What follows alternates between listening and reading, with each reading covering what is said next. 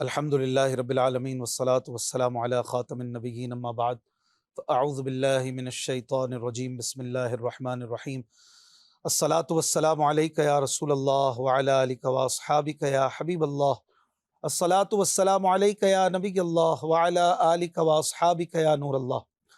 مدنی channel کے ناظرین، دیکھ رہے ہیں پروگرام قرآن پاک ترجمہ و تفسیر کے ساتھ۔ الحمدللہ ہمارا درس سورہ بنی اسرائیل 15واں پارہ آیت نمبر 98 تک پہنچا تھا۔ اللہ پاک ہمیں قرآن شریف کے مطابق اپنی زندگی گزارنے کی توفیق عطا فرمائے۔ نبی کریم صلی اللہ علیہ وآلہ وسلم نے فرمایا، تم جہاں بھی ہو مجھ پر درود پڑھو کہ تمہارا درود مجھ تک پہنچتا ہے۔ صلو علی الحبیب صلی اللہ علی محمد صلی اللہ علیہ وسلم۔ اعوذ باللہ من الشیطان الرجیم بسم اللہ الرحمن الرحیم۔ اولم يروا ان اللہ الذی خلق السماوات والارض قادر على أن يخلق مثلهم وجعل لهم أجلا لا ريب فيه فأبى الظالمون إلا كفورا۔ آسان ترجمہ قرآن کنز العرفان۔ اور کیا انہوں نے نہیں دیکھا کہ وہ اللہ جس نے آسمان اور زمین پیدا کیے ہیں، وہ اس پر قادر ہے کہ ان لوگوں کی مثل اور پیدا کر دے، اور اس نے ان کے لیے ایک مدت مقرر کر رکھی ہے جس میں کچھ شبہ نہیں، تو ظالموں نے کفر کے علاوہ کچھ ماننے سے انکار کر دیا۔ ناظرین کرام، اس آیت میں اللہ پاک نے ان کفار کو جواب دیتے ہوئے ارشاد فرمایا ہے کہ کیا ان کافروں نے نہیں دیکھا کہ وہ اللہ جس نے کسی سابقہ مادے کے بغیر آسمان اور زمین جیسی عظیم مخلوق پیدا کر دی ہے، تو وہ اس پر بھی قادر ہے کہ ان لوگوں کی مثل اور پیدا کر دے، کیونکہ زمین و آسمان کے مقابلے میں انسانوں کی مثل پیدا کرنا آسان ہے، اور جب وہ انسانوں کی مثل پیدا کرنے پر قادر ہے تو انہیں دوبارہ زندہ کرنے پر بھی قادر ہے، اور اس نے ان کے مرنے، دوبارہ زندہ کیے جانے اور عذاب کے لیے ایک مدت مقرر کر رکھی ہے جس میں کچھ شبہ نہیں۔ اور جب ان کے سامنے اللہ پاک کی وحدانیت کو ماننے، صرف اسی کی عبادت کرنے اور قیامت کے دن جزا کے لیے دوبارہ زندہ کیے جانے کی بات رکھ دی گئی، تو ظالموں نے کفر کے علاوہ کچھ ماننے سے انکار کر دیا، یعنی صرف کفر ہی کو اختیار کیا اور ایمان کی طرف نہ آئے۔ تو آگے اللہ پاک ارشاد فرماتا ہے، قُل لَوْ أَنتُمْ تَمْلِكُونَ خَزَائِنَ رَحْمَةِ رَبِّي إِذًا لَأَمْسَكْتُمْ خَشْيَةَ الْإِنفَاقِ وَكَانَ الْإِنسَانُ قَتُورًا۔ آسان ترجمہ قرآن کنز العرفان۔ تم فرماؤ، اگر تم لوگ میرے رب کی رحمت کے خزانوں کے مالک ہوتے تو خرچ ہو جانے کے ڈر سے تم انہیں روک رکھتے، اور آدمی بڑا کنجوس ہے۔ ناظرین اکرام، اس سے پہلے آیت نمبر 90 جو گزری، اس میں کفار کا ایک مطالبہ گزرا کہ ان کے شہر میں نہریں اور چشمے جاری کر دیے جائیں تاکہ ان کے مال زیادہ ہو جائیں اور ان کی معیشت، اکانومی وغیرہ بہتر ہو جائے۔ تو اس آیت میں اللہ پاک نے اپنے حبیب صلی اللہ علیہ وآلہ وسلم سے فرمایا کہ آپ ان سے فرما دیں، اگر تم لوگ میرے رب کی رحمت کے خزانوں کے بھی مالک ہوتے تو بھی تم اپنے بخل اور کنجوسی پر قائم رہتے اور خرچ ہو جانے کے ڈر سے ان خزانوں کو روک رکھتے۔ اس آیت مبارکہ میں لوگوں کے خرچ کرنے کا حال بیان ہوا، جبکہ اللہ پاک نے مخلوق پر کتنا خرچ فرمایا ہے اور کتنا خرچ فرما رہا ہے، اس کا عالم اس حدیث پاک سے سمجھیے۔ حضرت ابو ہریرہ رضی اللہ عنہ سے روایت ہے کہ نبی کریم صلی اللہ علیہ وآلہ وسلم نے ارشاد فرمایا کہ اللہ پاک کا دست کرم بھرا ہوا ہے اور شب و روز کا خرچ کرنا بھی اسے کم نہیں کرتا۔ تم ذرا غور تو کرو کہ جب سے اللہ پاک نے آسمان اور زمین کو بنایا ہے تب سے اس نے کتنا خرچ فرمایا ہے، لیکن جو کچھ اس کے دست قدرت میں ہے اس میں کوئی کمی نہیں آئی۔ اس کا عرش پانی پر تھا اور اس کے قبضے میں میزان ہے جسے وہ بلند اور پست فرماتا ہے۔ پھر آگے فرمایا، آدمی بڑا کنجوس ہے۔ یہاں پر انسان کو اس کی اصل کے اعتبار سے بڑا کنجوس فرمایا گیا، کیونکہ انسان کو محتاج پیدا کیا گیا ہے، اور محتاج لازمی طور پر وہ چیز پسند کرتا ہے جس سے محتاجی کا ضرر اس سے دور ہو جائے، اور اسی لیے وہ اپنی اس چیز کو اپنی ذات کے لیے روک لیتا ہے، جبکہ اس کی سخاوت خارجی اسباب کی وجہ سے ہوتی ہے، جیسے اسے اپنی تعریف پسند ہوتی ہے یا ثواب ملنے کی امید ہوتی ہے تو وہ پھر خرچ کرتا ہے۔ اس سے ثابت ہوا کہ انسان اپنی اصل کے اعتبار سے کنجوس ہے۔ اگلی آیت میں اللہ پاک ارشاد فرماتا ہے، وَلَقَدْ آتَيْنَا مُوسَى 9 آيَاتٍ بَيِّنَاتٍ فَاسْأَلْ بَنِي إِسْرَائِيلَ إِذْ جَاءَهُمْ فَقَالَ لَهُ فِرْعَوْنُ إِنِّي لَأَظُنُّكَ يَا مُوسَى مَسْحُورًا۔ آسان ترجمہ قرآن کنز العرفان۔ اور بے شک ہم نے موسیٰ کو 9 روشن نشانیاں دیں، تو بنی اسرائیل سے پوچھو جب وہ موسیٰ ان کے پاس تشریف لائے تو فرعون نے ان سے کہا اے موسیٰ بے شک میں تو یہ خیال کرتا ہوں کہ تم پر جادو کیا ہوا ہے۔ یہاں پر فرمایا گیا 9 نشانیاں عطا کی حضرت موسیٰ علیہ السلام کو۔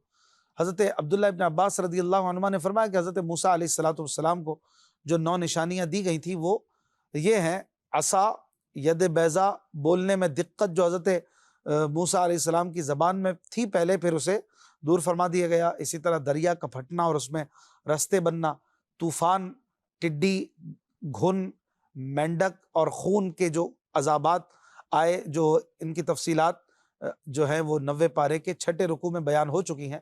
یہ ساری اللہ پاک کی نشانیاں تھیں۔ ان میں بعض تو معجزے تھے اور بعض فرعون پر اور فرعونیوں پر عذاب تھے جو بالواسطہ معجزے کہے جا سکتے ہیں۔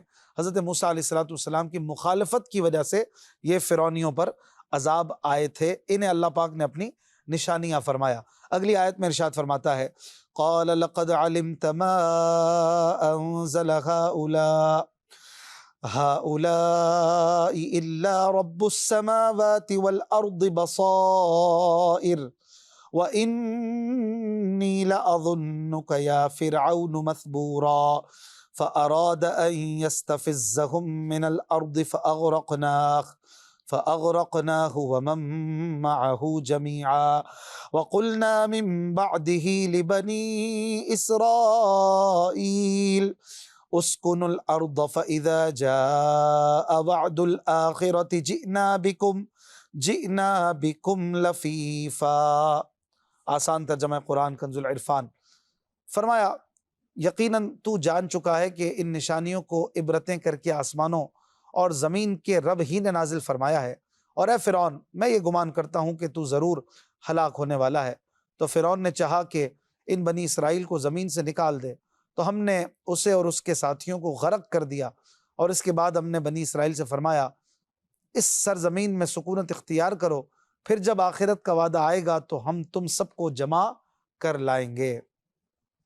ناظرین کرام، فرعون نے حضرت موسیٰ علیہ السلام سے کہا تھا کہ اے موسیٰ میں تو یہ خیال کرتا ہوں کہ تم پر جادو کیا ہوا ہے، یعنی معاذ اللہ جادو کے اثر سے تمہاری عقل اپنی جگہ پر نہیں رہی ہے، یا یہاں مسحور ساحر کے معنی میں ہے، اور مطلب یہ ہے کہ یہ عجائب جو آپ دکھلاتے ہیں یہ جادو کا کرشمہ ہے۔ اس پر حضرت موسیٰ علیہ السلام نے اسے جواب دیا اے فرعون یقیناً تو جان چکا ہے کہ ان نشانیوں کو عبرتیں بنا کر آسمانوں اور زمین کے رب ہی نے نازل فرمایا ہے، کیونکہ ان نشانیوں اور معجزات سے میری سچائی، میرا کامل العقل ہونا، میرا جادوگر نہ ہونا اور ان نشانیوں کا خدا کی طرف سے ہونا ظاہر ہے، اور اے فرعون میں یہ گمان کرتا ہوں کہ تو ضرور ہلاک ہونے والا ہے۔ پھر آگے ارشاد فرمایا کہ فرعون نے چاہا کہ حضرت موسیٰ علیہ السلام کو اور ان کی قوم کو سرزمین مصر سے نکال دے، لیکن اللہ پاک نے فرعون کو اور اس کے ساتھیوں کو غرق فرما دیا، اور حضرت موسیٰ علیہ السلام کو اور ان کی قوم کو سلامتی عطا فرمائی۔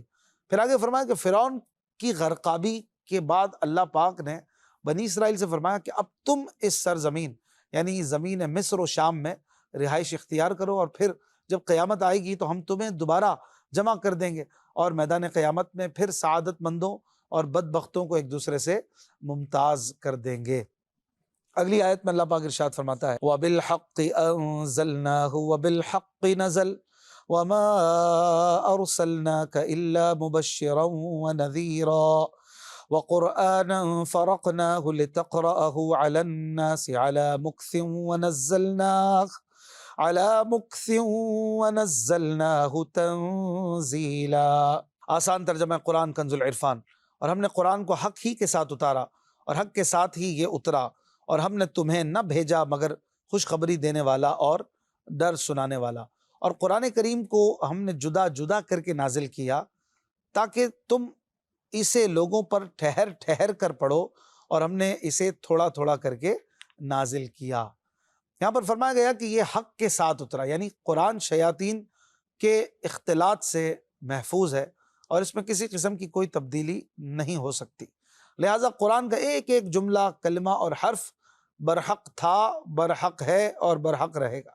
اس آیت پاک کا یہ جملہ وَبِالْحَقِّ أَنزَلْنَاهُ وَبِالْحَقِّ نَزَلَ یہ ہر بیماری کے لیے عمل مجرب ہے۔ مرض کی جگہ پر ہاتھ رکھ کر پڑھ کر دم کیا جائے تو اللہ کی حکم سے بیماری دور ہو جاتی ہے، حضرت محمد بن سماک رحمۃ اللہ علیہ بیمار ہوئے تو ان کے متوسلین نے آپ کا جو یورین سیمپل تھا اسے ایک عیسائی ڈاکٹر کے پاس علاج کے لیے بھیجا گیا۔ راستے میں ایک صاحب ملے، نہایت خوبصورت اور خوش لباس، ان کے جسم سے نہایت پاکیزہ خوشبو آ رہی تھی۔ انہوں نے فرمایا کہاں جا رہے ہو؟ ان لوگوں نے کہا کہ حضرت ابن سماک کا جو یورین سیمپل ہے یہ دکھانے کے لیے فلاں ڈاکٹر کے پاس جا رہے ہیں۔ انہوں نے کہا سبحان اللہ، اللہ کے ولی کے لیے خدا کے دشمن کے پاس جاتے ہو؟ یہ قارورہ یعنی یورین سیمپل پھینکو، واپس جاؤ اور ان سے کہو کہ مقام درد پر ہاتھ رکھ کر پڑھیں وَبِالْحَقِّ أَنزَلْنَاهُ وَبِالْحَقِّ نَزَلَ، یہ فرما کر وہ بزرگ غائب ہو گئے۔ ان صاحبوں نے واپس ہو کر حضرت ابن سماک رحمۃ اللہ علیہ سے واقعہ بیان کیا۔ انہوں نے مقام درد پر ہاتھ رکھ کر یہ کلمات پڑھے تو فوراً آرام آ گیا، اور حضرت ابن سماک رحمۃ اللہ علیہ نے فرمایا کہ وہ جو بتانے والے حضرت تھے وہ حضرت خضر علیہ السلام تھے۔ پھر آگے فرمایا کہ قرآن شریف کو ہم نے اتارا تھوڑا تھوڑا کر کے، جدا جدا کر کے، یعنی 23 سال کے عرصے میں اسے اللہ تبارک و تعالیٰ نے نازل فرمایا، اور یہ اس لیے بھی ہے کہ اس کے مضامین بآسانی سننے والوں کے ذہن میں اترتے رہیں، اور اسے تھوڑا تھوڑا کر کے حالات و واقعات کی ضرورت کے مطابق نازل کیا گیا۔ اگلی آیت میں اللہ پاک ارشاد فرماتا ہے قُلْ آمِنُوا بِهِ أَوْ لَا تُؤْمِنُوا إِنَّ الَّذِينَ أُوتُوا الْعِلْمَ مِنْ قَبْلِهِ إِذَا يُتْلَى عَلَيْهِمْ يَخِرُّونَ لِلْأَذْقَانِ سُجَّدًا۔ آسان ترجمہ قرآن کنز العرفان۔ تم فرماؤ اے لوگو تم اس قرآن پر ایمان لاؤ یا نہ لاؤ، بے شک جن لوگوں کو اس سے پہلے علم دیا گیا جب ان کے سامنے اس کی تلاوت کی جاتی ہے تو وہ ٹھوڑی کے بل سجدے میں گر پڑتے ہیں۔ ناظرین اکرام، یہاں پر ارشاد فرمایا کہ تم ان لوگوں سے فرما دو کہ اے لوگو تم اس قرآن پر ایمان لاؤ یا نہ لاؤ، اور اپنے لیے نعمت آخرت اختیار کرو یا عذاب جہنم، وہ تمہاری مرضی ہے۔ لیکن جن سلیم الفطرت لوگوں کو اس قرآن کے نازل ہونے سے پہلے کسی آسمانی کتاب کا علم دیا گیا، یعنی مومنین اہل کتاب جو رسول کریم صلی اللہ علیہ وآلہ وسلم کی بعثت سے پہلے انتظار و جستجو میں تھے، اور حضور علیہ السلام کی بعثت کے بعد شرف اسلام سے مشرف ہوئے، جیسے کہ حضرت زید بن عمر بن نفیل اور حضرت سلمان فارسی اور حضرت ابو ذر وغیرہ ہم، تو جب ان حضرات کے سامنے تلاوت کی جاتی ہے قرآن شریف کی تو وہ ٹھوڑی کے بل سجدے میں گر پڑتے ہیں۔ سبحان اللہ۔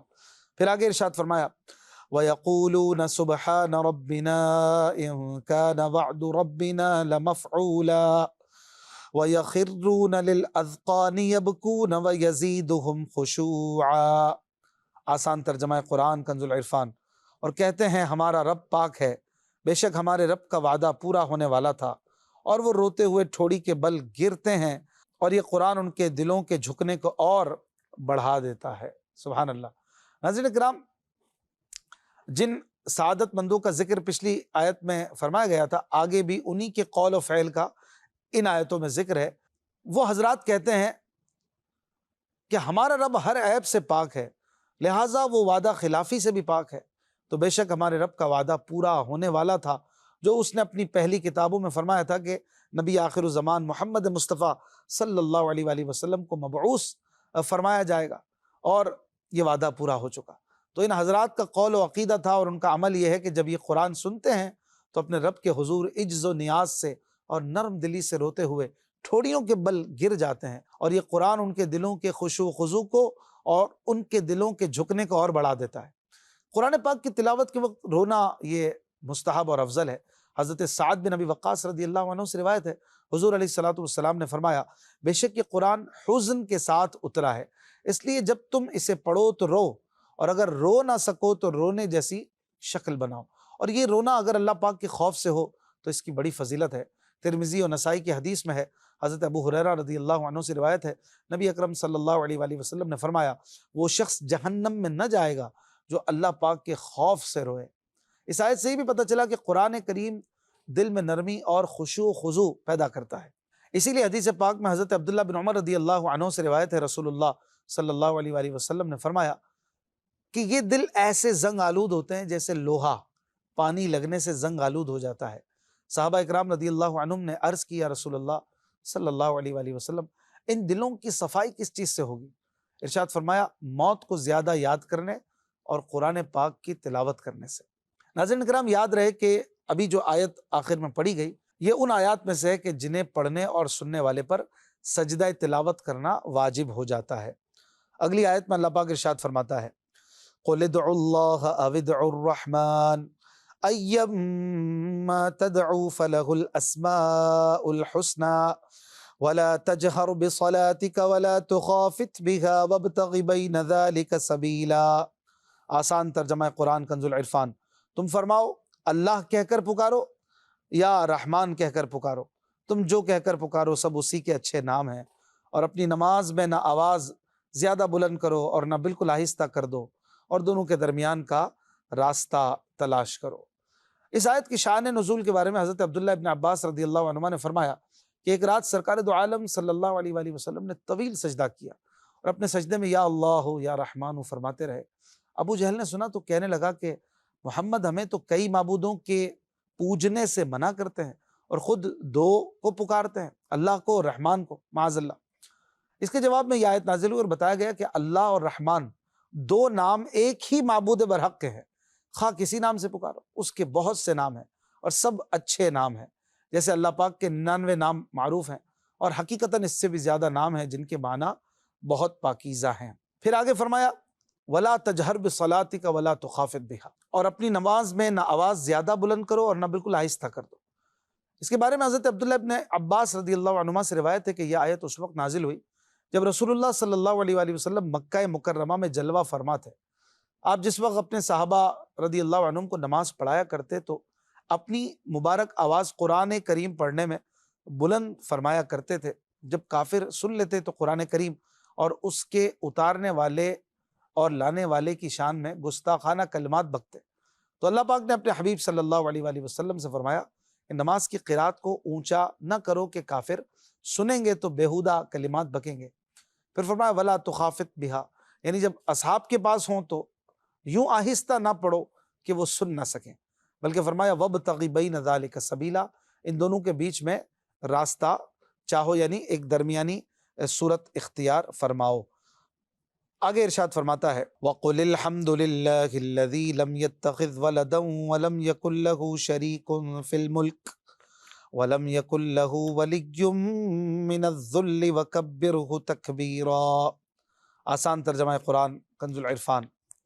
اور تم کہو سب خوبیاں اللہ کے لیے ہیں جس نے اپنے لیے بچہ اختیار نہ فرمایا اور بادشاہی میں اس کا کوئی شریک نہیں، اور کمزوری کی وجہ سے اس کا کوئی مددگار نہیں، اور اس کی اچھی طرح بڑائی بیان کرو۔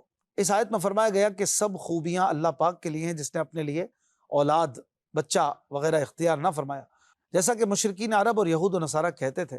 مشرکین فرشتوں کو رب کی بیٹیاں اور یہودی حضرت عزیر علیہ السلام کو اور عیسائی حضرت عیسیٰ علیہ السلام کو اللہ پاک کا بیٹا کہتے تھے، تو ان کا رد کیا گیا، اور مزید آگے فرمایا گیا کہ اے حبیب مزید یہ کہو کہ بادشاہی میں اس رب کا کوئی شریک نہیں، جیسا کہ مشرکین کہتے ہیں، اور کمزوری کی وجہ سے اس کا کوئی مددگار نہیں، یعنی وہ کمزور نہیں کہ اس کو کسی حمایتی اور مددگار کی حاجت ہو، کہ کمزور کو ہی مددگار کی حاجت ہوتی۔ آیت کے آخر میں فرمایا کہ اس کی اچھی طرح بڑائی بیان کرو۔ اللہ تبارک و تعالیٰ کی اچھی طرح بڑائی بیان کرنا اور اس کی حمد کرنا، اس کی بڑی فضیلتیں ہیں۔ حضرت عبداللہ ابن عباس رضی اللہ عنہما سے روایت ہے، سید المرسلین صلی اللہ علیہ وآلہ وسلم نے ارشاد فرمایا قیامت کے دن جنت کی طرف سب سے پہلے وہی لوگ بلائے جائیں گے جو ہر حال میں اللہ پاک کی حمد کرتے ہیں۔ حضرت جابر بن عبداللہ رضی اللہ عنہ سے روایت ہے کہ رسول اکرم صلی اللہ علیہ وآلہ وسلم نے فرمایا بہترین ذکر لا الہ الا اللہ ہے اور بہترین دعا الحمدللہ ہے۔ حضرت سمورہ بن جندب رضی اللہ عنہ سے روایت ہے، رسول پاک صلی اللہ علیہ وآلہ وسلم نے فرمایا اللہ پاک کے نزدیک 4 کلمے بہت پیارے ہیں، سبحان اللہ والحمدللہ ولا الہ الا اللہ واللہ اکبر۔ اسی طرح اس آیت کے آخر میں تکبیر کہنے کی بھی ترغیب دی گئی، تو اس بارے میں بھی 2 حدیثیں سماعت فرمائی ہے۔ حضرت ابو ہریرہ اور حضرت ابو سعید خدری رضی اللہ عنہما سے روایت ہے، رسول اللہ صلی اللہ علیہ وآلہ وسلم نے فرمایا جس نے اللہ اکبر کہا تو اس کے لیے اس کے بدلے 20 نیکیاں لکھی جائیں گی اور اس کے 20 گناہ مٹا دیے جائیں گے۔ حضرت عبداللہ ابن عمر رضی اللہ عنہما فرماتے ہیں اللہ اکبر کہنا آسمان و زمین کے درمیان کی فضا کو بھر دیتا ہے۔ اس کی شرح میں مفتی احمد یار خان نعیمی رحمۃ اللہ علیہ فرماتے ہیں اس کلمے کا ثواب، اس کی عظمت ان تمام چیزوں کو بھر دیتی ہے یہ ہمیں سمجھانے کے لیے کہ ہماری کوتاہ نظریں ان آسمان زمین تک ہی محدود ہیں، ورنہ رب کی کبریائی کے مقابل آسمان و زمین کی کیا حقیقت ہے۔ اللہ پاک سے دعا ہے کہ ہمیں وہ اپنی بڑائی بیان کرتے رہنے کی اور حمد و ثنا سے اپنی زبان کو تر رکھنے کی توفیق عطا فرمائے۔ امام عبداللہ بن احمد نصفی رحمۃ اللہ علیہ فرماتے ہیں کہ نبی کریم صلی اللہ علیہ وآلہ وسلم نے اس آیت کا نام جو ابھی پڑھی گئی سورہ بنی اسرائیل کی، یہ آخری آیت ہے، اس کا نام آیت العز رکھا ہے۔ اور بنی عبد المطلب کے بچے جب بولنا شروع کرتے تھے تو ان کو سب سے پہلے یہی آیت وَقُلِ الْحَمْدُ لِلَّهِ الَّذِي، یہ پوری آیت مبارکہ سکھائی جاتی تھی۔ سبحان اللہ۔ تو آپ سے بھی ہو سکے تو اپنے بچوں کو یہ آیت کم از کم یاد کروایا کریں، سکھایا کریں، اس کا مطلب بھی بتایا کریں، اس سے بچوں کی تربیت میں فائدہ ہوگا۔ اللہ پاک سے دعا ہے ہمیں قرآن پاک سمجھنے، اس پر عمل کرنے کی توفیق عطا فرمائے۔ زندگی رہی تو انشاءاللہ سورہ کہف کا درس آغاز کریں گے اگلے پروگرام میں۔ اپنا خیال رکھیے گا۔ صلو علی الحبیب صلی اللہ علی محمد صلی اللہ علیہ وآلہ وسلم۔